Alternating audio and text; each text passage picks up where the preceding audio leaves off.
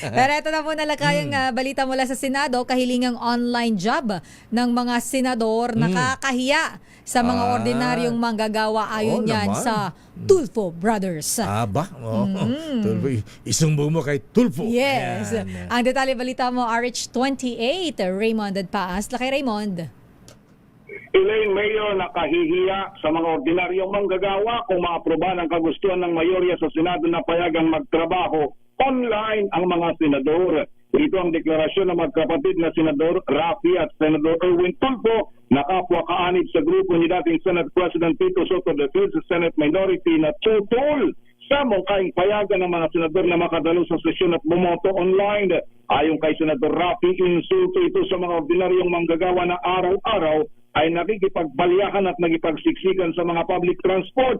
Ito ay para lamang makarating sa trabaho sa tamang oras at makapag-attendance habang iyong senador na sumasahod mula sa buwis ng bayan ay gustong magtrabaho online. Sa panig ni Senador Erwin ay nagpakita ito ng larawan ng isang pintor na nakasabit sa safety gear habang nagpipintura sa pader ng isang gusali. Ang kanyang caption, ito ang isa sa aming mga boss na nasa gobyerno. Araw-araw na pumapasok at nakabilad sa araw, tapos ilan sa amin gustong magtrabaho online. Nakakahiya. Ngunit sa panig ni Senador Amy Marcos, dapat lang payagan ang online na pagdalo ng mga senador sa sesyon. Kahit pa may makulong sa kanilang mga kampi sa bagong majority, hindi pa sila guilty. Diin ni Senador Amy, mababaliwala ang boses ng mga milyon-milyon na bumoto sa kanila noong halalan. Maliban kay Senador Ronald Pato de la Rosa na nagtatago, ang mga kasamahan nila sa mayorya na may kinakarap na kaso ay hindi naman pumapalag at nakahanda silang sumunod sa kautusan ng korte. Mayor at Elaine. Nasaan na si Senator Jinggoy? Senator Bato. Doon sa ating wala pang paramdam, pero yung doon nga sa ating mga naririnig dito sa kanyang mga ilang tauhan, kumbaga dati na daw ginawa yan nung nagkakaso din siya, sumunod siya doon sa utos ng korte at sa ngayon ay may mga legal remedy pa daw na kanilang ginagawa ngayon. So hindi sa gagayain si Senator Bato, hindi siya magpapatulong kay Robin Hood.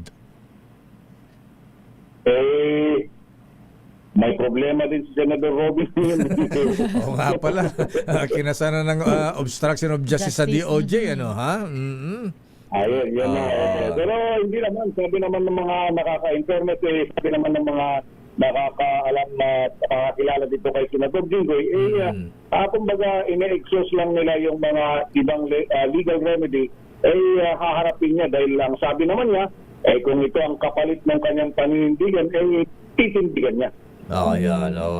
Yan ang bilib sa kanya, ha? Ayan, Asyong Salonga. Ayan.